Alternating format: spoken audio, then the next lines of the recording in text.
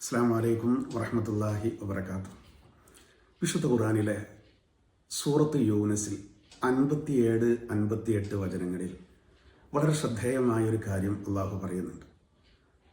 അള്ളാഹു നമുക്ക് നൽകിയ വലിയൊരു അനുഗ്രഹം വറഹ്മത്തുല്ലിൽ മുഅ്മിനീൻ, സത്യവിശ്വാസികൾക്ക് വലിയൊരു കാരുണ്യം അള്ളാഹു നൽകിയിരിക്കുന്നു എന്ന് പറയുന്നുണ്ട്.